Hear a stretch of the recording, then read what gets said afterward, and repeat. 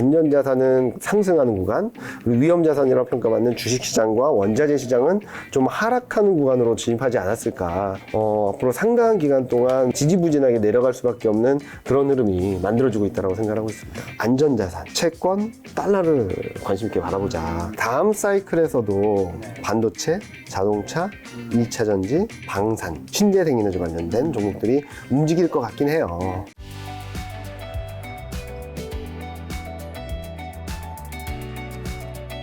오늘 새벽에 굉장히 중요한 네. 이제 하나의 뉴스가 나왔죠. 이제 네. FOMC. 네.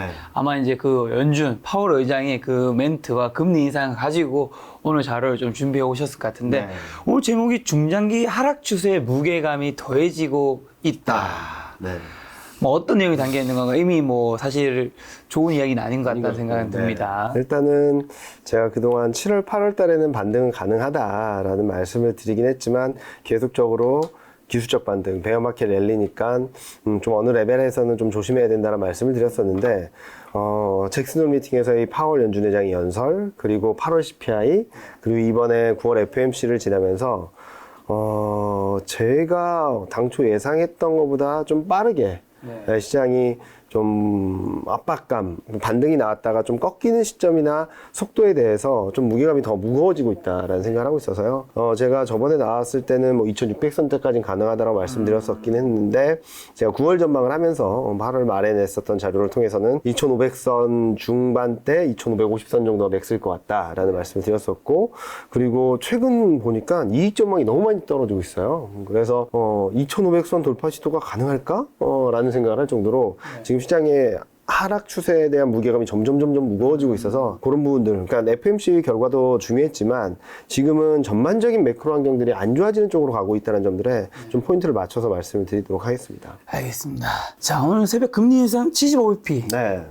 자이언트를 했죠? 세 번째죠. 네. 연속으로. 자, 경제 물가 전망도 났는데 정리 한번 해주신다면. 일단은 보시면은 3번 연속 자이언트 스텝을 거치면서 3.25가 됐습니다. 기준금리가. 3.25. 근데 여기서 더 문제는 중립금리라고 하는 어느 정도 경제가 일반적인 상황에서의 이 정도 금리면은 적정하다라는 금리 수준을 넘어버렸어요. 큰 폭으로 넘어버렸기 때문에 앞으로 시장의 경기의 하방 압력은 좀 커질 수밖에 없다라는 생각을 할 수 있겠고요. 그런 걱정들을 경제 전망에 좀 녹여놓은 것 같습니다. 보시면은 6월 달만 해도 올해 2022년 GDP 성장률은 1.7 정도일 거예요라고 했는데 그걸 0.2로 낮췄어요. 0.2라고 한다면 경기 침체 거의 기정사실화됐다라고 생각할 정도거든요. 그리고 내년도 1.2, 2024년도 1.7 그렇게 본다면은 몇 년이 지나도 2% 성장은 쉽지 않다라는 전망이 들어오고 있어서 좀 시장에는 뭐 점도표라든지 금리 인상도 시장에 부담이 되긴 했지만 무엇보다도 저는 요 0.2라는 숫자를 보고 깜짝 놀랐거든요. 왜냐면은 이따 다시 보여드리긴 하겠지만 1분기 때 GDP 성장률이 미국이 전년 대비 3.5였어요. 2분기는 1.7. 자, 그러면은 올해 연간 성장이 0.2가 되려면 3분기, 4분기 때는 어떤 숫자가 나올까?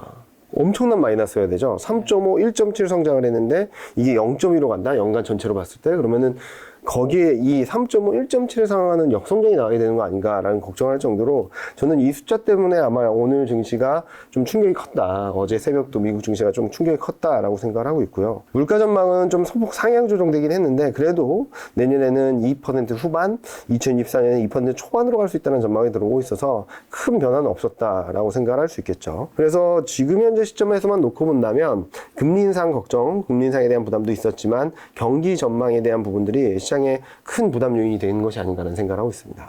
점도표도 큰 폭 상향 조정되었다는데 네. 얼마나 상향 조정된 걸까요? 거의 뭐 시장이 예상했던 것보다 높았던 것 같아요. 보시면은 요 빨간 바 차트가 이번에 제시한 점도표 수준이거든요. 중간값은 한 4.4, 올해는 4.4, 내년에 4.6 정도로 전망을 하고 있는데 6월보다도 1%포인트, 0.8%포인트 올랐어요. 근데 시장이 전망을 했던 레벨은 2022년은 한 4.2, 2023년은 한 4.5 정도인 것 같았어요. 근데 그보다 높은 수준을 전망치를 내놓다 보니까 시장이 깜짝 놀라는 그림들이 나타났다라고 생각을 할 수 있겠죠. 그래서 지금 현재 시점에서는 점도표 레벨이 높아졌다는 점, 아까 보여드렸던 경제 성장률 전망처럼 경기는 거의 제로 성장을 하는데 금리는 더 많이 올리겠다라는 점들이 시장에 좀 충격 변수가 되지 않았나라는 생각을 하고 있습니다. 자, 그럼 그래도 9월 75bp 금리 인상이면 괜찮은 거라고 하셨었는데 네. 금융시장이 이제 요동을 쳤죠. 좀 어땠을까요? 금융시장, 제가 오늘 새벽에 일어나서 새벽 3시 반에, 한국 시간으로 새벽 3시 반에 파월 연준 의장이 연설이 있었거든요. 그거를 요즘은 많은 유튜브 채널이나 방송국에서 생중계를 해줘요. 번역도 해주고, 동시 통역도 해주고. 근데 한 채널은 11,000명이 대기하고 있더라고요. 11,000명. 어느 채널? 한국경제. 11,000명이 새벽 3시에. 새벽 3시 반에. 깜짝 놀랐거든요. 그만큼 많은 분들이 관심을 가져셨다는 것도 있었지만, 그러면서 저도 거의 롤러코스터였던 것 같아요. FOMC 결과가 나오자마자 새벽 3시 딱 정각에는 급락을 했습니다. 플러스 0.5, 0.7을 가던 게 마이너스 1% 미만, 밑으로 막 떨어졌어요. 그러다가 파월 연준 의장이 연설을 하니까 쫙 치고 올라가서 플러스 1.2, 1.3까지 갔다가 파월 연준 기자회견이 후반부로 가니까 또 쫙 빠져가지고 2% 가까이 하락을 했죠. 그런데 왜 이렇게 시장이 요동을 쳤는가라는 것들을 조금 더 고민을 해보면은 일단은 채권금리 쪽의 변화를 통해서 시장이 이렇게 해석했구나 걸 알 수 있을 것 같아요. 무슨 말씀을 드리냐면 채권금리 보면은 모두 다 오른 게 아닙니다. 금리 인상을 했나 그래서 모두가 오른 게 아니었어요. 보시면은 단기채 3개월, 2년, 3년물은 올랐습니다. 근데 10년, 30년물은 떨어졌어요. 그 의미는 뭐냐면은 긴축의 부담도 있었지만 경기 침체에 대한 걱정도 들어왔다는 얘기거든요. 아까 점도표는 올리는데 경제 성장률 전망은 0.2다. 이게 채권 시장에 고스란히 녹아서 들어있다는 거죠. 그래서 이중고라고 말씀을 드리는 게 긴축도 부담스럽고 경기도 부담스럽고 이런 상황들이 벌어졌다라고 생각을 하는 거고, 그래서 결과적으로 본다면 달러만 강했고 전반적인 위험 자산은 다 폭락을 했거든요. 그러면은 왜 장중에 마이너스 1% 밑에서 플러스 1% 이상으로 올라갔을까? 그거는 여기 좀 적어드리기도 했는데, 언젠가는 금리 인상 속도를 늦추는 게 적절할 수 있다는 발언 하나 가지고 팍 튀었던 거예요. 그러면은 당황스럽기도 하지만요. 근데 그러면 왜 이랬을까를 생각을 해본다면 지금 시장은 어느 정도 악재에 대한 부분들은 일정 부분 반영했다라고 생각할 수 있을 것 같아요. 그래서 아주 작지만 변화만 있으면, 긍정적인 변화만 있으면 튀어오르는 힘은 남아있어요.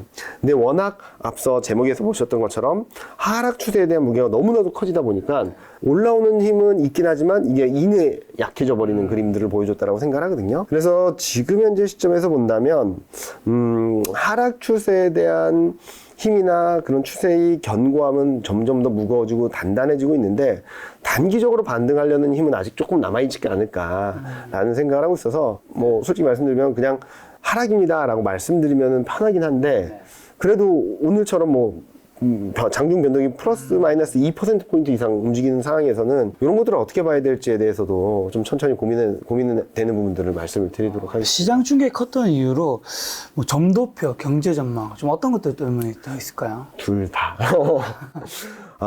이중고라고 하죠. 어떤 하나라도 좀 풀리게 된다면 시장이 믿을만하고 기대면서 움직일 수 있겠는데, 통화 정책을 봐도 불안하고 경기를 봐도 불안하니까 시장이 좀처럼 반등을 해도 시원하게 뻗어나가지 못하는 그림이다라고 생각하고 있습니다. 먼저 점도표를 보여드리면은 많이 올랐어요. 아까 말씀드렸던 대로 3.4에서 4.4로 올랐고 3.8에서 4.6으로 올랐는데, 문제는 뭐였냐면 상단이 4.75까지 열렸고요. 근데 그래도 여기는 한 명이니까 괜찮아요. 근데 문제는 내년 전망이 있어서 4.75에서 5라는 숫자를 6명의 연준위원이 점을 찍은 거예요. 그전엔 점이 없지 않았나요? 없었죠. 3.8이었다니까요, 평균이. 그래서 5도 갈 수 있어? 여기서 물가가 제대로 안 잡히면 무조건 5 넘는 거 아니야? 라는 걱정을 했던 것 같아요. 그리고 하단을 보시면은 금리 인하는 없습니다. 내년에는 시그널을 이번에는 점도표에서 보여준 것 같아요. 그래서 5%까지 갈 수 있다는 가능성이 높진 않지만 열었다. 문을 열었다. 일단은 그런 것들에 대한 부담이 커졌고, 그로 인해서 시장의 충격이 컸는데, 금리를 고강도 금리 인상을 한다라는 전망이 딱 들어오자마자 요게 올해 연말까지 금리 인상을 어느 정도 할 건가라는 컨센서스인데, 보시면은 30% 있었던 4.25에서 4.5% 금리 인상 확률이 팍 65% 튀어버렸어요. 금리 인상이 더 빨라지고 강해질 수 있다라는 걱정을 한 거고요. 그리고 내년 금리 인상을 보면은 아직까지 그렇게 다이내믹하진 않는데 4.6까지는 반영을 했죠. 4.4% 정도 했는데 이게 올라오면서 긴축에 대한 부담이 굉장히 강해졌다라는 게 첫 번째 해석을 할 수 있는 것 같고요.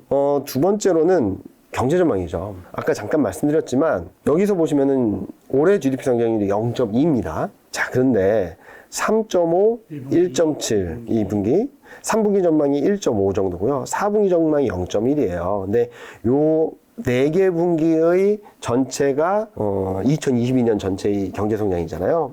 그럼 0.2라고 한다면 이 1.5, 0.1이 아니라 마이너스 1.7, 마이너스 3.5가 될 수도 있다는 얘기거든요. 그래서 저는 와, 이거 좀 심각하다라는 생각을 했었어요. 그리고 또 두 번째로는 몇몇만 평균을 내다 보니까 0.2가 됐겠지라고 생각할 수 있는데 레인지, 그러니까 연준위원들이 전망한 저점과 고점을 보면은 0에서 0.5예요. 대부분 연준위원들이 1% 성장 못해라는 전망을 하는 거죠. 그러면은 3.5, 1.7이라고 한다면 0.5로 가려고 하면 3분기, 4분기 무조건 역성장이라는 얘기가 나오겠죠. 그리고 2023년도 1.25 전망치가 나오긴 했는데 레인지를 보면은 마이너스 0.3, 역성장을 예상을 하는 분도 계시다는 거예요. 그러면은 올해 하반기, 내년 상반기까지는 경기 침체 가능성을 열어놓은 곳이 아닌가. 그럼에도 불구하고 물가가 안 잡힌다는 이유로 금리 인상을 가파르게 더 많이 할 수 있다는 전망을 내놓으면서 시장은 좀 충격을 많이 받았다라고 생각을 하겠죠. 그러니까 계속적으로 이중고라는 말씀을 드릴 수밖에 없는데 긴축도 더 많이 하고 경기는 더 안 좋아지는 그림이 나오다 보니까 통상적으로는 금리를 많이 올리는 구간에서는 경기가 좋기 때문에 금리를 올려.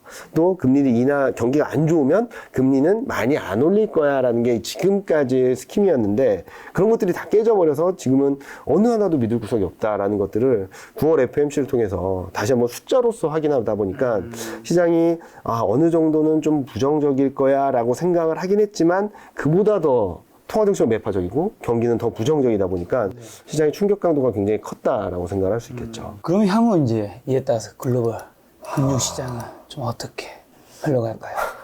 좋은 그림이 안 나올 것 같아서 그렇죠. 질문 안 드리고 싶지만 좋지는 않을 것 같긴 한데 7월, 8월 잠깐 좀 반등을 기대해보자라고 말씀을 드렸었던 이유는 제가 생각했던 그림에서 여기 보시면은 물가와 통화정책과 경기 간의 선순환의 고리가 살짝 생길 수 있다. 그래서 많이 빠진 데 따른 되돌림 정도 나올 수 있다는 말씀을 드렸는데 지금은 그게 다 어그러지는 것 같다는 생각을 하는 거죠. 아까도 잠깐 말씀드렸던 것처럼 어느 하나 기댈 구석이 없다 보니까 1월부터 6월 달까지 시장을 계속 밀어냈던 물가가 높다, 통화정책은 매파적으로 갈 거야, 경기는 더 안 좋아질 거야. 이런 걱정의 사이클, 파란색 화살표죠. 물가가 높으니까 통화정책은 더 매파적으로 가고 그러니까 경기가 안 좋아질 거야. 경기가 안 좋음에도 불구하고 왜 물가가 높지? 통화정책은 더 매파적으로 하는데 경기는 더 안 좋아져. 요 사이클이 계속 반복됐거든요. 저는 이게 솔직히 말씀드리면 9월 FOMC를 지나면서는 이 사이클은 좀 약해지고 빨간색 사이클이 형성되는 게 좀 더 시장에는 빠르게 저점을 잡을 수 있겠다라는 생각을 했었는데 빨간색 사이클도 좀 가능성이 높아졌죠. 무슨 말이냐면 물가가 낮다고 해서 시장이 무조건 좋아할까요? 지금 시장에서는 기대 인플레이션, 수요에 대한 기대감들도 꺾어버려서라도 물가를 잡아야겠다는 생각을 하다 보니까 물가가 빠르게 떨어지거나 툭툭 떨어지는 과정에선 뭐야? 수요가 안 좋은 거야? 경기가 더 안 좋아지는 거야? 라는 걱정을 하면서 물가가 낮아도 경기에 대한 불안감들은 증폭시킬 수 있다. 통화정책이 금리 인상을 막 하다가 금리 인상 이제 더 이상 못할 것 같습니다. 라고 하면은 무슨 생각을 할까요? 할 수도 있겠지만 경기가 더 진짜로 침체가는 거야? 라는 생각을 할 수도 있거든요. 그래서 앞으로 증시 흐름은 물가, 통화정책, 경기 간의 악순환의 고리, 요 파란색 화살표의 흐름이 계속 반복되는 가운데 물가와 경기, 통화정책과 경기 간의 그런 상호작용도 계속적으로 반복될 수 있다. 이렇게 되면은 아마도 그동안에는 물가, 통화정책, 경기 간의 악순환의 고리가 형성되었을 때는 이 안에서 자산시장별로 굉장히 엇갈리는 모습을 보여줬어요. 달러는 상승하고 채권금리도 상승을 했죠. 그런데 경기 변수가 들어오게 되면 채권금리는 장기채부터 이렇게 좀 떨어질 거예요. 그리고 원자재 시장은 좀 반등을 했다 좀 꺾이긴 했지만 반등을 하기도 하고 주식시장 계속적으로 내리막길을 걸었지만 앞으로는 달러 강세, 채권 금리 하향 안정, 그러니까 달러 가격도 오르고 채권 가격도 오르는 구간, 안전자산은 상승하는 구간, 그리고 위험자산이라고 평가받는 주식시장과 원자재 시장은 좀 하락하는 구간으로 진입하지 않았을까. 그동안에는 자산 배분이 필요 없다라고 말할 정도로 자산별로 자기 맘대로 막 다 움직였어요. 근데 지금은 이제 앞으로는 경기 변수가 조금씩 부각되면서 안전자산과 위험자산 간이 엇갈리는 흐름들이 좀 더 명확해지지 않을까라는 생각을 하고 있어서 저는 낙폭이 3,400에서 2,300까지 가는 그림보다는 좀 낙폭은 제한적일 수 있어도 앞으로 상당한 기간 동안 많은 분들이 힘들 수 있는 시장이 지지부진하게 내려갈 수밖에 없는 그런 흐름이 만들어지고 있다고 생각하고 있습니다. 요즘 시대를 긴축의 시대라고 막 부르잖아요. 네. 물가 이거 안 잡힐까요? 어떻게 될까요? 잡힐 거예요. 잡힐 건데 지금 문제는 뭐냐면은 물가를 잡으려고 여러 가지 정책들을 쏟아붓고는 있지만 금리 인상을 하고 있지만 아직까지 잡힌다라는 시그널이 없어요. 그리고 제가 계속적으로 좀 당분간 조심하자라 말씀드린 이유는 당분간 어쩌면 9월 달에도 물가가 너무 높다라는 생각을 할 수 있어요. 이게 뭐냐면은 아직까지 9월 CPI에 대한 컨센이 들어오진 않았어요. CPI는 8월까지 나왔나요? 네, 8월까지 나왔죠. 그래서 8월 달에도 8.5에서 8.3, CPI는 떨어졌어요. 네, 전망치보다 많이 높았긴 했죠. 그런데 문제는 코어 CPI예요. 음식료랑 원유, 휘발유 가격을 뺀 CPI를 보면 7월 달에는 5.9였는데 8월 달에는 6.3으로 탁 튀었거든요. 1, 2, 3, 4, 5개월 만에 상승 반전을 했고 클리브랜드 연회에서 발표하는 인플레이션 나오를 보면 9월 달에는 3월 달 고점을 넘을 수 있다는 전망이 들어오고 있어요. 그러면은 연준이 어떤 스탠스를 취할까 계속적으로 매파적일 수밖에 없겠죠. 물가를 잡아야겠다. 그래서 제가 FMC 의사록이 나오는 시점에서는 좀 주목해서 봐야 될 것 중에 하나는 MBS라 그래서 주택담보부 채권을 어떻게 하는지가 중요한 것 같아요. 왜냐면 코어 CPI가 올라온 데는 서비스 물가가 많이 오르기도 했거든요. 근데 서비스 물가 같은 경우는 소비자들의 심리나 기대 심리가 약해지고 금리가 많이 오르고 수요가 꺾이게 되면 진정이 될 거예요. 근데 문제는 주택 가격이거든요. 주택 가격을 빨리 잡기 위해서 MBS 매각이라는 카드를 꺼내들게 된다면 아마 그때도 한번 충격이 있지 않을까라는 생각을 하고 있어서 지금은 연준의 스탠스에 있어서 좀 더 완화적으로 가기까지는 요 물가가 이 하향 안정세를 보인다. 방향성이 우하향이다라는 그림을 보이기 전까지는 계속적으로 매파적인 스탠스를 취할 수밖에 없겠다라는 생각을 하고 있고요. 그런 상황에서 또 하나 보여드릴 거는 좀 어지럽긴 하실 텐데 아마 파일을 받아서 보시면 좀 보실 텐데요. 연준 위원들이 전부 다 매파적으로 돌아섰어요. 한 명도 빠짐없이. 전부 다. 여기 보시면 닐 카시칼이라는 분이 있어요. 매니애폴리스 연준 총재인데 이분이 연준 위원들의 성향을 이렇게 구분해서 보면 제일 비두키파적인 사람이에요. 근데 이분이 말한 게 경기 침체를 촉발하는 대가를 치르더라도 인플레이션을 낮춰야 된다. 침체 없이 인플레이션 낮추기 어렵다. 그리고 뭐 8월 29일에는 이 말을 해서 되게 많이 비난을 받긴 했는데 잭슨 홀 직후 시장 반응을 보고 기뻤다. 7월 FMC 이후 시장이 랠리를 보이는 거 보고 실망했다. 우리는 인플레이션 통제에 전념해야겠다. 라는 얘기들을 계속 하고 있어요. 가장 비둘기파적인 분까지도. 그러면은 뭐 다른 분들은 보지 않아도 아시겠죠. 가장 비둘기파적인 사람까지도 지금은 물가 잡아야 된다. 침체를 야기해서라도 물가를 잡아야 된다라는 계속적으로 얘기를 하고 있는데 자 그러면은 왜 지금은 이 정도로 매파적으로 갈까라는 고민을 하는 거죠. 솔직히 말씀드리면은 연준의 금리 인상, 경기 침체 좀 매칭이 안 되잖아요. 근데도 물가를 빨리 잡아야 돼, 빨리 잡아야 돼, 빨리 잡아야 돼 이렇게 난리가 난 이유는 스태그플레이션 걱정 때문인 것 같아요. 경기 침체는 눈에 보이는데 물가는 여전히 6%, 8%, PC를 본다 하더라도 4%, 5% 이렇게 본다면 연준이 목표한 2%에서는 2배 이상 레벨이 높아져 있는 상황이잖아요. 그래서 요 그림을 한번 보시면 연준은 그동안 이 얘기를 했어요. 금리 인상을 해도 고용시장의 충격은 제한적이고 뭐 수요가 빠르게 둔화되든 느리게 둔화되든 공급 충격 인플레이션이 뭐 진정될 거기 때문에 우리는 연착륙을 유도할 수 있다라는 전망을 했는데 지금 보면은 경기는 빠르게 둔화되는데 물가는 여전히 높아요. 그러면은 삐끗하면 스태그플레이션으로 갈 수 있거든요. 그래서 지금 연준이 선택한 것은 수요 충격 불가피하다. 경기 침체 간다 하더라도 경착륙 불가피하더라도 빨리 물가를 잡아야지 스태그플레이션이 아닐 수 있다. 그리고 물가를 빨리 잡아야지 경기가 많이 안 좋다 하더라도 물가를 잡아야지 그 다음 스텝 금리 인하라든지 경기 부양 정책을 쓸 수 있거든요. 근데 물가가 안 잡힌 상황에서 금리 인하를 할 수 없는데 경기 침체로 가면 어떡하냐 라는 것들에 지금 포커스가 다 맞춰져 있고 많은 연준위원들이 굉장히 조급한 것 같아요.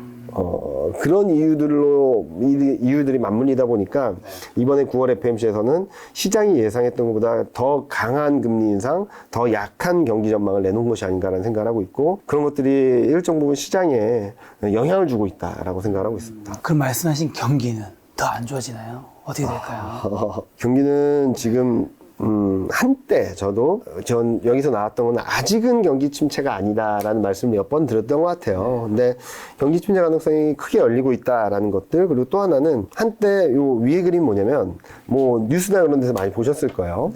애틀랜타 연준에서 발표하는 GDP 나오라 그래서 분기별로 GDP 성장률을 전망하는 건데 한때는 2.5, 2.6까지 전망이 들어왔었어요. 1분기, 2분기 역성장이었는데 3분기는 좀 올라오겠구나라는 전망을 했었는데 이게 최근에는 0.3까지 떨어지고 있어요. 또 3개월 자칫하면 3개분기 연속 역성장일 수 있다. 라는 전망이 들어오고 있고 이런 상황임에도 불구하고 연준이 선택한 통화 정책은 이런 기대 인플레이션을 더 떨어뜨려서 빨리 떨어뜨려서 더 많이 떨어뜨려서 물가를 빨리 잡아야 된다는 거거든요.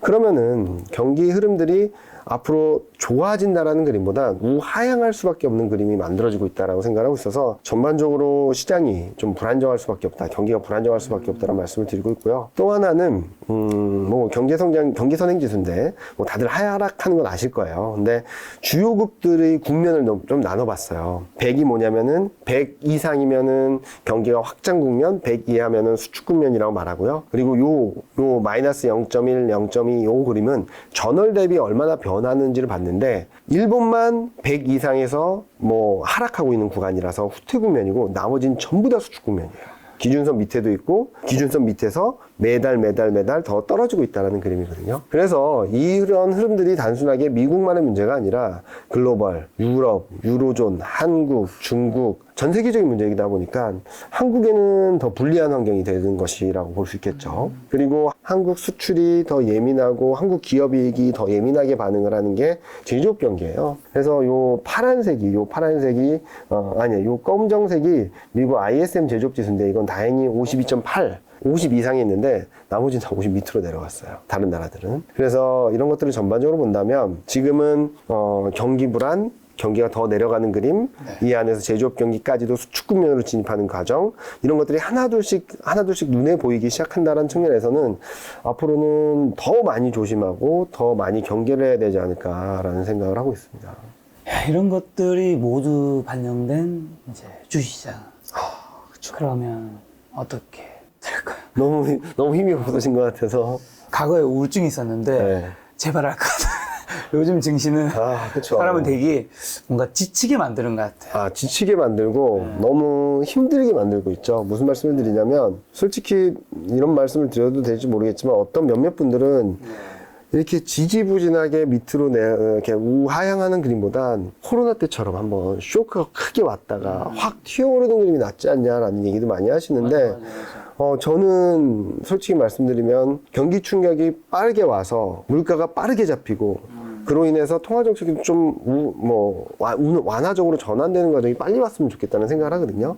그래서 아까 굉장히 부정적인 얘기들을 많이 말씀드리고 미국 연준도 경기 침체 가능성까지 열어놓고 있다라고 말씀을 드리고 있는데 그게 어쩌면 저희가 생각했던 것보다 저점이 좀 빨라질 수 있을 가능성이 있겠다. 그런데 그 과정이 좀 고통스러울 수 있으니까 여러분들 좀 조심하자라는 쪽으로 계속적으로 말씀을 드리고 있고요. 향후 시장 경로라고 한다면 저는 2300선 초반 정도에서는 반등은 할 것 같아요. 반등. 왜냐면은 추세 전환은 아닌 것 같고. 추세 전환은 쉽지 않죠. 반등은 할 것 같은데, 그렇다고 해서 막 2600, 2700 가는 그림까지는 아닐 것 같거든요. 왜냐면 아까 서두에 잠깐 말씀드렸지만 실적이 계속 떨어지고 있어요. 이익 전망이. 그래서 제가 전에 가져왔을 때는 12개월 선행 PR 10배가 2630, 2650선입니다. 라는 말씀을 드렸던 것 같아요. 근데 약 한 달밖에 안 되는 시간 동안에 똑같은 PR 10배인데 이익 전망이 떨어지면서 2,510으로 떨어졌어요.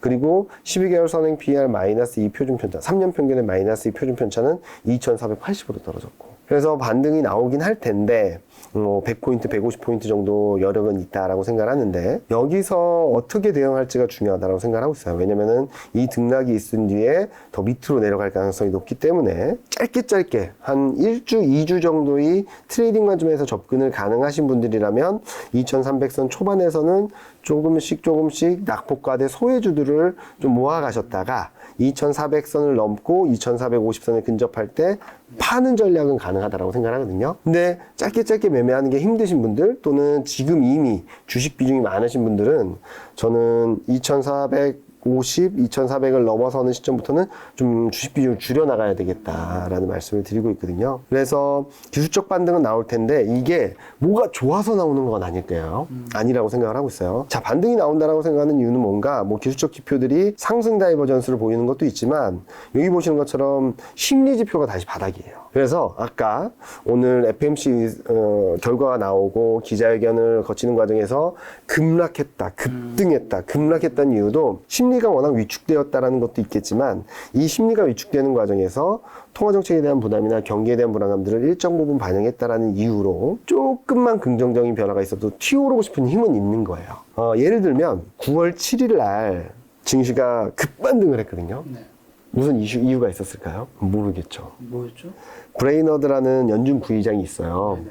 그분이 어디서 연설을 했는데 연설의 대부분 내용들은 좀 중립적이거나 매파적이었어요. 근데 딱 한 줄, 과도한 긴축이 위험을 야기할 수 있다 라는 거 하나로 거봐, 금리 인상 많이 안 할 수 있어 라는 기대를 하면서 확 튀어올랐거든요. 그날 아마 S&P 500이 1.8% 오르고 나스닥이 2% 넘게 올랐을 거예요. 하루 만에. 아무 이유 없었습니다. 그런 흐름이 한두 번 정도 나올 수는 있다라고 생각을 하고 있어요.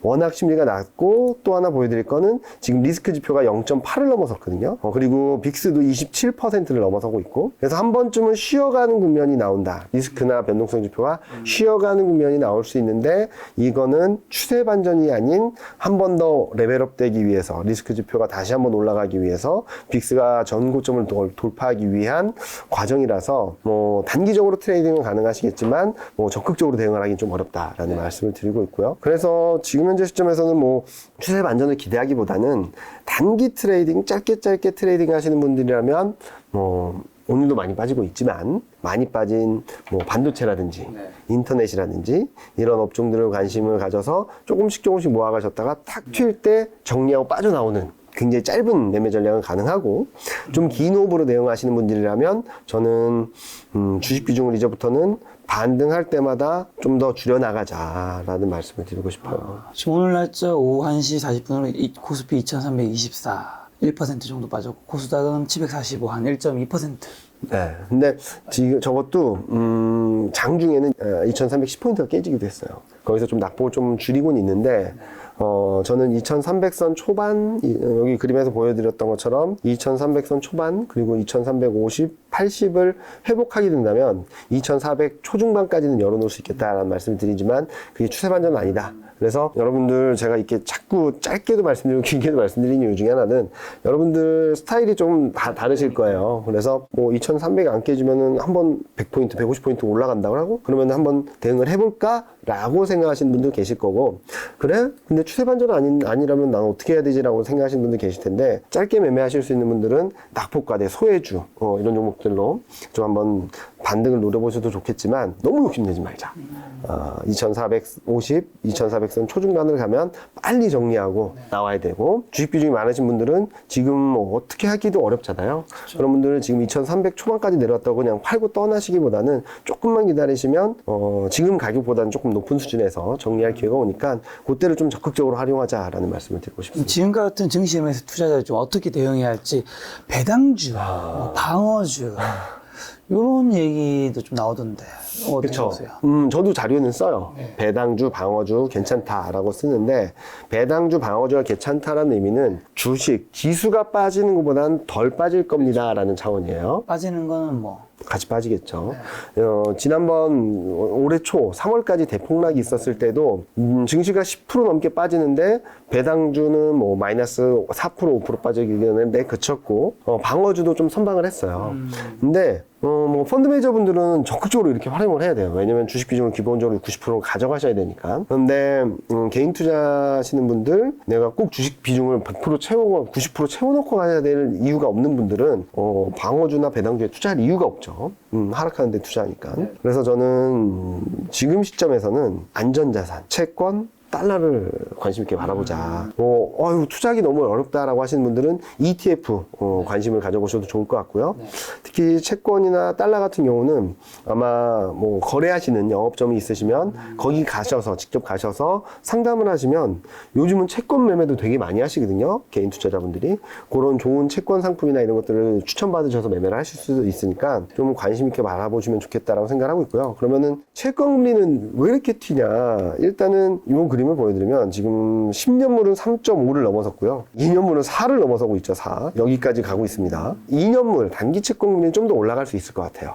왜냐면은 금리 인상의 폭이 더 커졌기 때문에 어느 정도 조금 여력은 더 열어놔야 되는데, 저는 10년물 채권 금리가 3.6, 3.7까지는 열려 있다 하더라도 그 이상을 바라보진 못할 거라고 생각하거든요. 왜? 경기 침체에 대한 걱정들이 계속적으로 있으니까. 그래서 오늘도 미국이 금리 인상을 75bps임에도 불구하고 그 10년물과 30년물은 채권 금리가 떨어지고 가격은 올랐던 거죠. 그래서 저는 지금 3.5를 넘나들고 있고 3.6 조금 더 올라가는 과정들이 있겠지만, 저는 그때가 좀 매수 포인트가 되지 않을까라는 생각을 하고 있어서 채권 투자는 그런 식으로 조금 더 올라간다면 올라갈 때마다 조금씩 ETF라든지 채권 상품들을 좀 투자해보자 라는 관점으로 접근을 하시면 좋을 것 같고요. 그리고 달러. 지금 달러 얼마죠? 달러 1,400원 훨씬 넘었고요. 돌파했어요? 네. 제가 마지막 봤던 건 1,408원까지 올라왔어요. 그리고 달러 인덱스도 111까지 올라갔네요. 지금 1,407원이네. 네. 1,409원까지 갔어요. 9원까지 갔었죠. 자, 그래서 달러도 지금 따라가기는 조금 부담스러워요. 달러 인덱스나 원달러 환율은. 근데 아마도 오늘 이제 BOJ 그리고 영란은행에서 금리 인상 결정, 그리고 9월 말 10월 초에 여러 가지 경제 지표들이 나오면서 시장에서 아까 보여드렸죠. 심리가 워낙 낮아 있기 때문에 잠시라도 어떻게든 좋게 해석하고 싶어 할 거예요. 경제지표가 나쁘면은 금리 인상 좀 덜하는 거 아니야? 경제지표 좋으면은 침체 아닌 거 아니야? 라는 생각을 하면서 반등 시도를 할 수 있는데, 근데 계속 말씀드리지만 방향성은 우하향입니다. 그렇기 때문에 이렇게 우하향하던 상황에서 툭 떨어졌기 때문에 한번 반등은 나올 수 있어도 다시 이렇게 갈 거예요. 근데 이 반등 구간이 나올 수 있는 구간에선 달러 인덱스도 좀 쉬어갈 것 같거든요. 원달러 환율도. 그렇게 되면 달러 인덱스 기준으로는 105, 106포인트, 여기 104, 105라고 했는데 이 105포인트 전후까지 내려오게 된다면 좀 적극적으로 투자를 하셔도 좋을 것 같아요. 저는 올해 말 내년 초까지는 한 115 정도까지도 열려 있다라고 생각을 하거든요. 그러면 원달러 환율은 지금 1,400원 넘어섰는데 1,450원을 넘고 1,500원까지 근접할 수 있는 수준이라서 지금 따라가긴 좀 부담스럽다 하더라도 1,400원 밑에서 1,380원, 60원 이렇게 떨어질 때마다 조금씩 모아가신다면 아마 올해 말 내년 초에는 방어주나 배당주 투자하신 것보다 수익이 좀 더 좋지 않을까라는 생각을 하고 있으니까 투자를 하시는 분들이 뭐 주식에만 너무 집중하지 마시고 이번에는 좀 자산 시장에 대해서 여러 가지 자산군에 대해서 포트폴리오 차원에서 대응을 하신다면 시장이 빠지는 것만큼은 아니겠지만 그래도 조금은 수익이 날 수 있는 그런 투자 상품들이 있을 것 같다는 생각을 하고 있습니다. 자, 이런 매크로 환경 속에서 그러면 맞는 이제 3분기 실적 시즌. 아까 뭐 안 좋을 것 같다 해주셨는데 어떻게 전망하고 계시나요? 사실 실적의 주가는 결국엔 어느 정도 따라가죠. 거잖아요. 네, 맞아요. 네. 3분기 실적 시즌은 괜찮을 수도 있을 것 같기도 하고 또 3분기 실적 시즌을 지나면서 이익 전망이 본격적으로 하향 조정될 가능성도 있고 그런 것 같아요. 자, 그러면은 관전 포인트를 몇 개 말씀드릴게요. 일단은 요 위에 그림을 보시면 22년 이익 전망과 23년 이익 전망인데 요거 잘 보세요. 22년 이익 전망은 240조에서 223조로 쭉쭉쭉쭉 떨어지고 있어요. 근데 23년 이익 전망은 267조에서 237조로 쭉 떨어지고 있어요. 하향 조정 속도가 23년이 되게 빠르죠. 그래서 이때만 하더라도 둘 간의 격차가 27조 5천억이었는데 지난 주말 기준으로 격차는 14조 1천억 원으로 확 줄었어요. 반절 정도로. 자, 그러면은 이제 3분기 그리고 내년 3분기, 4분기 실적 시즌을 지나서 이익 전망이 하향 조정될 경우 이게 더 가팔라지게 된다면, 얘도 떨어지게 된다면 자칫하면 올해 4분기 중에 볼 수 있는 이익 증가율이 22년도 마이너스, 23년도 마이너스일 수 있어요.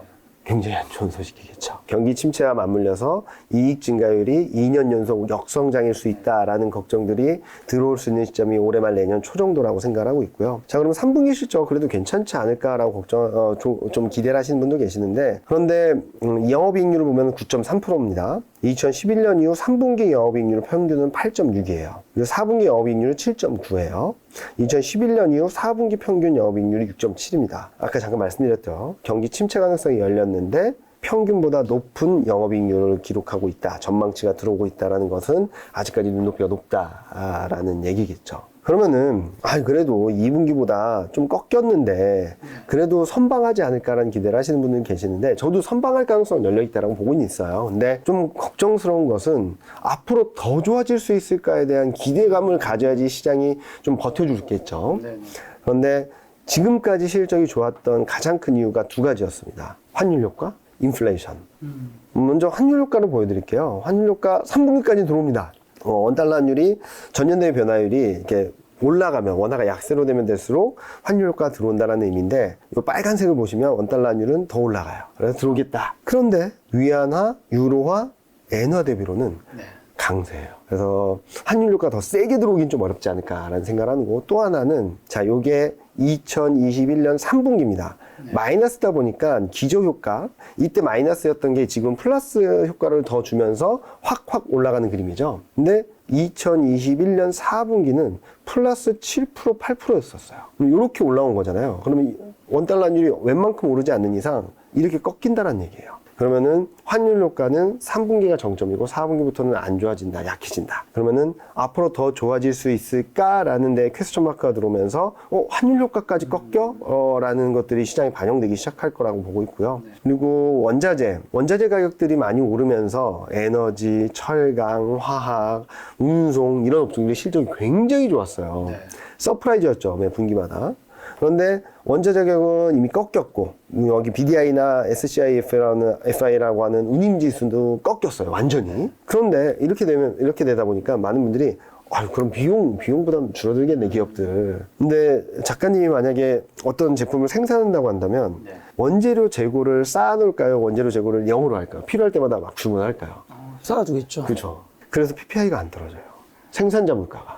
무슨 말이냐면, 지금 원자재 가격들은 많이 떨어지긴 했는데, 특히 6월, 7월 지나면서 떨어지긴 했는데, 지금 쌓아놓은 재고는 비쌌을 때 들여왔던 원자재가 아직 남아있다라는 거예요. 그래서 PPI가 꺾이지 않고 있어서 지금 상황은 뭐냐면, 원재료 가격 부담, 비용 부담은 남아있는데 제품 가격을 싸게 줘 라고 하는 사람들이 많아지는 거예요. 이렇게 원자재가 이렇게 떨어졌으면 좀 싸게 계약하자. 이런 것들이 하나둘씩 실적 전망에 반영이 되고 있거든요. 실제로 보시면은 이게 올해 2022년 이익 변화율인데, 그러니까 2022년 영업이익이 전월 대비, M-1은 전월 대비 변화율, M-3은 3개월 전 대비 변화율인데, 보시면은 그동안 뭐 반도체, 화장품, 건설, 소프트웨어 뭐 이런 쪽이 안 좋은 거 다 아시겠죠? 근데 화학, 철강, 은행 꺾였어요. 이익 전망이 좀 상향 조정되는 게 이렇게 꺾여버렸다는 거죠. 내년 전망은 또 더 그런데요. 철강, 화학, 거기다 운송까지.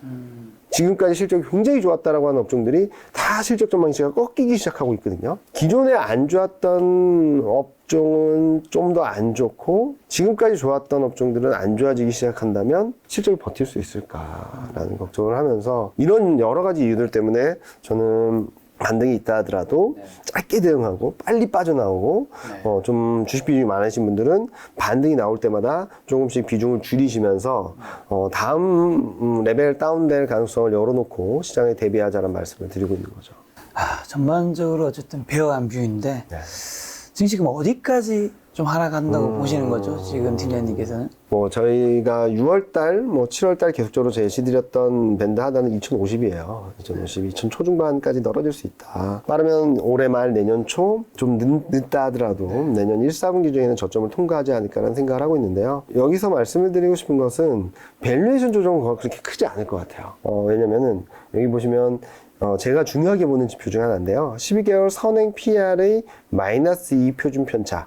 발생 확률이 2% 정도밖에 안 되는 굉장히 극단적인 상황. 플러스 2 표준 편차. 이 또한 발생 확률이 2%밖에 안 되는 극단적인 상황이에요. 그래서 항상 이 레벨에서 고점 저점이 많이 나왔었는데 실제로 금융위기 때도 시스템 리스크다 보니까 언더슈팅이 있긴 했지만 곧바로 회복하면서 분기점이 됐었고요.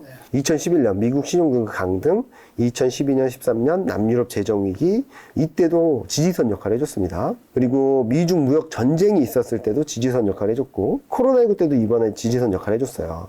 그리고 6월 달에도 여기서 조금 밑으로 내려가긴 했지만 여기서 반등을 했고요. 그런데 지금 문제는 이게 떨어지고 있잖아요. 이익 전망이 떨어지면서 같은 밸류에이션이라 하더라도 하단이 낮아지고 있다는 의미예요. 언제처럼? 2018년, 19년처럼 밴드 하단은 지지력을 보여주는데 이익 전망이 떨어지면서 이렇게 내려갈 수도 있다는 얘기거든요. 그래서 오늘 제가 어제 거 데이터까지 반영을 해서 보니까 6월 말만 하더라도 이게 2340이었거든요. 어제 종가 데이터로 2140. 그러니까 6월 말에 여기가 지지선입니다 라고 할 수 있었던 레벨이 2340포인트였다면 지금 2140이거든요. 그래서 이익 전망이 떨어지는 것만큼 시장 레벨을 좀 낮게 봐야 된다라는 말씀을 드리고 있고, 그래서 얼마나 떨어질까를 추정을 봤을 때 이게 ISM 제조업 지수랑 한국 기업 이익 전망이랑 되게 비슷해요. 2012년 이후 상관관계를 보면 거의 0.7이거든요. 그래서 코로나19 때를 제외한 저점권이 47.9, 47.6, 48, 전반적으로 48 정도 수준이라서 저희가 ISM 지수가 48 떨어질 때 얼마나 6월 말 기준으로 얼마나 이익이 내려갈까를 추정을 해봤더니 14.5%가 나왔고요. 그게 232포인트입니다. 그거를 8.6, 현재의 마이너스 2 표준 편차, 8.7, 9배를 반영을 해줬더니, 총 2000포인트 왔다 갔다 하는 수준에서 2088포인트 정도까지 나오거든요. 그래서 2100선을 좀 이탈할 가능성은 열어놓고, 2000선 초반에서의 지지력 테스트 가능성까지는 열어놓자라는 말씀을 드리고 있어서, 지금은 저희가 이거를 말씀드릴 때만 하더라도, 6월 말만 하더라도 12개월 선행 EPS가 271이었어요. 지금은 251입니다. 20원이 낮아졌어요, 20원이. 한 번 더 20원 낮아지면은 충분히 가시권으로 들어올 수 있는 레벨이라서 저희가 코스피가 좀 반등을 할 때만 하더라도 2100이 깨진다고 라고 하셨었기는 했었는데 지금 점점 가시권에 들어오고 있다라는 말씀을 드리고 있고, 저희가 이 정도까지 열어놓고 있다 보니까 좀 보수적인 방어적인 그리고 안전자산에 대한 투자, 주식에 대한 투자 비중을 줄이자라는 말씀을 계속적으로 드리고 있죠. 팀장 말씀 들어보면 그럼 이번에 어쨌든 약간이라도 반등을 할 때 가지고 있는 주식을 다 팔아야 되는 것 같은 느낌이 좀 드는데. 근데 제가 뭐 100% 맞는다는 건 아니기 때문에 저는 비중을 줄이자 정도. 비중을 줄이자. 그리고 아무리 공격적인 분이라 하더라도 30% 정도의 현금 비중이라든지 아니면 안전한 자산 쪽에 좀 투자하는 것들을 좀 필요하지 않을까라는 생각을 하고 있고요. 만약에 굉장히 내가 보수적이다 아니면 나는 주식을 많이 줄여도 괜찮겠다라고 하시는 분들은 뭐 50%, 70%까지 현금 비중을 확대하신다면 다음 사이클에서 좀 좋은 기회가 오지 않을까라는 생각을 하고 있습니다. 그럼 비중을 줄인다면 어쨌든 내가 가진 물린 것들이 대부분 다 물렸겠죠. 네. 여기서 좀 남길 것들과 팔아야 될 것들을 정해야 될 것 같고, 네. 그 다음에 이제 이게 증시가 좀 빠지고 난 다음에는 그때 이제 지금 비중을 만드는 현금으로 뭘 사야 될 거잖아요. 네. 요거는 좀 어떻게 그럼 좀. 일단은 저희가 보는 데 있어서는 다음 사이클에서도 네. 반도체, 자동차, 2차 전지, 방산 이쪽 신재생에너지 관련된 종목들이 움직일 것 같긴 해요. 그래서 만약에 한 10% 정도의 추가 하락은 그냥 감내하고 하겠다라고 하시는 분들은 특히 반도체, 자동차, 2차 전지, 신재생에너지 그리고 방산 이런 업종들이 갖고 계신 분이라면 난 10% 정도, 15% 정도 하락은 감내하고 갈래라고 하신다면은 가셔도 될 것 같아요. 네. 그런데 나머지 업종들은 좀 상당한 기간 동안 힘들 것 같거든요. 그래서 그 업종들은 나머지 업종들은 좀 정리하시는 게 좋을 거라고 생각하고 있고요. 그래도 저는 이 업종이라고 하더라도 전 좀 정리하셨으면 좋겠어요. 왜냐면은 여기서 레벨이 조금 더 떨어진다고 했을 때 좀 저가에서 좀 잘 사신다면 평단가가 좀 많이 낮아질 수 있고요. 그렇게 되면 반전을 했을 때 수익이 날 수 있는 시점 그리고 상승해서 수익이 나는 폭이 좀 커질 수 있다고 보고 있어서 저는 그럼에도 불구하고 좀 정리하는 게 맞겠다. 완전 다 비우기는 좀 어렵겠지만 좀 일정 부분 현금을 확보해서 다음 타임에 좀 많이 내려왔을 때 또 한번 기회를 좀 역전의 발판으로 마련할 수 있는 여력은 조금 갖고 있자라는 말씀을 드리고 싶어요. 자, 고관도 긴축이랑 경기 불안 지속되는데 그럼 언제쯤 이러한 흐름이 바뀔 수 있을까요? 저는 러프하게 내년 상반기를 지나면서는 들어올 것 같아요. 근데 뭐 엄청나게 좋아져서 뭐 그런 게 아니라 너무나 나쁘기 때문에 나쁜 데 따른 반대급부가 좀 들어올 수 있다고 보는 거거든요. 그래서 저는 향후 상황들을 궁즉변 변즉 통이란 말로 많이 말씀드려요. 궁하면 변하고 변하면 통한다는 얘기거든요. 그 다음 말이 통즉구인데 주식시장은 영원한 게 없다 보니까 그래서 궁즉변 변즉 통이라고 말씀드리는데 아까 말씀드렸죠. 경기 침체 어느 정도 인지를 있고 가능성이 열려버렸는데 연준은 아직까지 통화정책을 금리 인상을 하고 있다. 왜? 물가 때문에. 자, 그런데 경기 침체가 온다고 해서 물가가 계속 여기 있을까요? 경기 침체가 오면은 당연히 꺾이게 됩니다. 그리고 또 경기 침체가 들어오게 된다면 원자재 가격들도 떨어질 거예요. 그런 과정에 있어서 물가 레벨은 진정이 될 것이고 물가 레벨이 낮아지는 만큼 그럼 얼마나 낮아져야 되냐라는 부분들에 대해서는 닐 카시카리 연은 총재의 발언들을 보면은 2%로 가고 있다는 확실한 증거만 있으면 돼요. 그래서 물가가 우하향이다라는 시그널을 보여주게 된다면 연준도 경기 상황에 따라서 통화정책 속도라든지 완화적인 스탠스로 전환하는 시점을 좀 타진할 수 있다라고 생각하고 있고 이런 과정들이 내년 상반기 중에는 들어올 수 있고 그리고 경기 사이클도 내년 상반기 중에는 좀 턴어라운드 하지 않을까라는 생각을 하거든요. OECD 경기 선행 지수를 보면은 보통 고점에서 저점까지 한 2년 사이클이 있습니다. 2년 사이클이 있는데 2년 사이클에서 2021년 7월 달이 고점이었거든요. 2년을 보면 2023년 7월 이 정도가 되기 때문에 저는 아마도 2023년 내년 상반기 중에는 경기 저점을 통과하지 않을까라는 생각을 하고 있고 자 저점을 통과하면은 어떤 분위기가 나오냐면 올해 하반기 때 경제 지표들이 굉장히 안 좋았던 게 2023년 하반기 때 기저효과로 들어올 거예요. 그리고 2023년 상반기 때 거의 침체에 가까운 경기 상황들을 보여줄 텐데 이 기저효과가 2024년 상반기에 들어올 거예요. 그러면 자연스럽게 경기가 바닥을 찍고 이렇게 턴하는 모습들을 보여줄 수 있어서 2023년 상반기를 지나면서 경기는 턴하고 통화정책은 완화적으로 가는 그런 두 가지가 맞물리는 구간으로 들어올 수 있다고 생각하거든요. 그래서 저는 그때가 좀 적극적으로 살 수 있는 기회가 될 수 있다라는 말씀을 드리고 있고 그때 기회가 왔을 때 그 기회를 잘 잡으려면은 여유 자금이나 현금 비율이 좀 있어야 된다는 차원에서 계속적으로 보수적으로 방어적으로 말씀을 드리고 있고 물론 상황들이 여러 가지 어렵다 보니까 급변하다 보니까 계속적으로 미세 조정을 하고 있습니다. 그래서 그런 부분들은 저희가 텔레그램이나 아니면 저희 대신증권 홈페이지에서 코멘트 자료를 매주 쓰고 있거든요. 매주 쓰고 뭐 텔레그램 뭐 시황은 뭐 거의 매일 쓰고 있고 그러니까 그런 것들을 보시면서 아 이현민 팀장의 스탠스가 이렇게 바뀌고 있구나. 그때 나왔을 때보다 계속적으로 좀 더 보수적이네. 왜 하단을 계속 낮추지? 라는 것들을 확인하실 수 있으니까 굉장히 어렵습니다, 시장이. 그리고 저도 머리가 아플 정도로 고민을 하고는 있지만 정답입니다! 라고 말씀드리기 어려운 환경이고요. 그래서 그런 것들을 같이 좀 호흡하면서 뭐 시장이 급변한다고 해서 또 바뀔 수 있는 부분들도 생기거든요. 그런 것들은 최대한 빨리 캐치업하고 여러분들에게 제시 드릴 테니까 그렇게 같이 호흡하고 같이 생각을 하면서 이겨나간다면 아마 내년 상반기 중에는 좀 좋은 기회가 올 것이고 내년 하반기 2024년에는 아 그래 그때 힘들었지 라고 되돌아보면서 좀 마음을 쓸어내리고 좀 웃을 수 있는 그런 구간이 오지 않을까라는 생각을 하고 있습니다. 증시가 작년 6월부터 떨어졌어요. 네. 작년 6월부터는 벌써 1년은 넘었죠. 그리고 팀장님 말씀하신 대로 내년 상반기라면 이게 거의 1년 반에서 네. 2년 2년 정도의 가까이. 약세 하락장을 이제 맞이하다 보니까 사실 또 많은 개인 투자자분들이 코스피 3,000 넘어서 3,300대 그쵸. 고점에 특히 뭐 삼성전자 9만 원대 막 들어와서 이제 10층 바라보면서 왔다가 이제 굉장히 많이 힘들어 하실 텐데 이게 또 제가 주식 공부를 좀 하다 보면 느끼는 게 고점에 들어왔다가 최악은 저점에 나가는 건데 아, 맞아요. 그러니까 비중을 줄이는 건 좋은데 주식이 또 다 팔고 저점에서 다 빠져나가면 다음 고점을 또 아예 못 맞이할 수 있는 거잖아요. 네.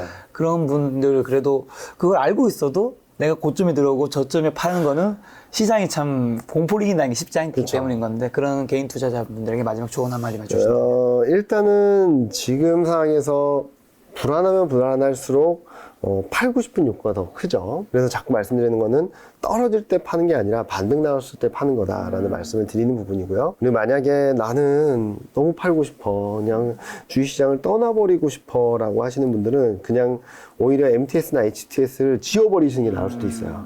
잊어버리시고 다른 일을 하신다거나 아니면 주식이나 채권이나 달러나 금이나 이런 여러 자산군에 대한 공부를 하시는 게 조금 더 유리할 수 있거든요. 지우셨다가 내년 말이나 2024년에 다시 열어보시면은 그때 안 팔기 잘했다라고 생각하실 시점은 돌아올 거거든요. 그래서 저는 솔직히 말씀드리면은 그런 분들이 많아지면 많아질수록 저점 빨리 나온다라고 생각해요. 왜냐면은 2300까지 가는 과정에서도 많은 개인 투자자분들이나 레버리지 투자하신 분들은 막 원하지 않는 매물이 나왔었던 상황이기도 했거든요.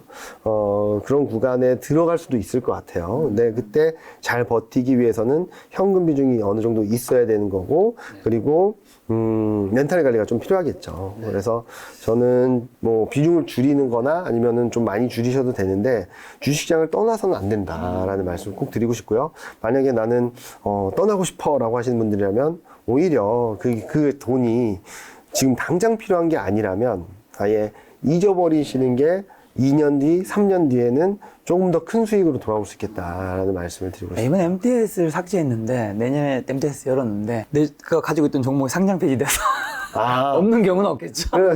저는 그런 종목은 우리가 조심해서 저는 기본적으로 아까도 말씀드렸죠. 반도체, 자동차, 2차 전지, 그리고 뭐 방산 이런 종목들, 신재생에너지 관련된 종목들 좀 큰 종목들을 하시면 좋을 것 같아요. 그러니까 그리고 많은 분들이 경기가 그렇게 안 좋고 뭐 아까도 전망 보니까 미국 GDP 성장률이 2024년가도 1.7이라는데 이거 경기가 좋아지는 거, 드라마틱하게 좋아하는 것 같은 아닌데 왜 시장이 올라가냐? 일단 돈이 많고요. 여전히. 그리고 또 두 번째로는 많은 분들이 정책이라고 생각 안 하실 수도 있겠지만 어찌됐든 간에 반도체, 2차 전지, 전기차, 신재생에너지, 국방 쪽으로는 정책이든 재정이든 돈이 들어오고 있어요. 그래서 저는 어쩌면은 2023년 하반기, 2024년에는 2017년하고 분위기가 비슷할 것 같아요. 2017년이 어떤 분위기였냐면 반도체 대표주 두 개만으로 시장을 다 끌어올렸어요. S모 전자는 50몇 프로 올랐고요. SKH모는 70몇 프로 올랐어요. 그래서 이 두 종목의 주가를 지수 자체를 다 끌어올리고 나머지는 바닥이었어요. 그래서 아마 그때 뉴스나 이런 것들을 보시면은 반도체 빼고 나머지 업종들은 전부 다 1800이라는 얘기가 나왔을 거예요. 그처럼 다음 사이클에서는 진짜 산업적으로 될 만한 업종들이 시장을 쫙 끌어갈 수 있기 때문에 저는 그런 부분에 좀 포인트를 맞추고 말씀을 드리고 있으니까 반도체, 2차 전지, 그리고 자동차, 그리고 신재생에너지, 국방. 국방은 또 이제 항공우주랑 또 맞물려 있죠. 이런 것들을 좀 눈여겨보시면 좋겠고요. 나머지 업종들에 대해서는 조금 조심하자. 지금 보유하고 계신 종목들이 있다면은, 태조, 이방원 이런 종목들 중에서 아까 말씀드렸던 거의 범위에 벗어나는 것들이 있다면 그런 것들은 좀 많이 정리하겠다라는 말씀을 드리고 있습니다. 맞습니다. 우리가 증시에서 떠날 거면 차라리 다음번에는 고점에서 박수 칠 때 떠나면 훨씬 좋지 않을까라는 생각이 들었습니다. 오늘 만나는 손님은 이경민 팀장님이었습니다. 지금까지 오늘 소중한 시간 함께 해주셔서 정말 감사합니다. 오늘도 김 작가였습니다. 고생 많으셨습니다. 감사합니다.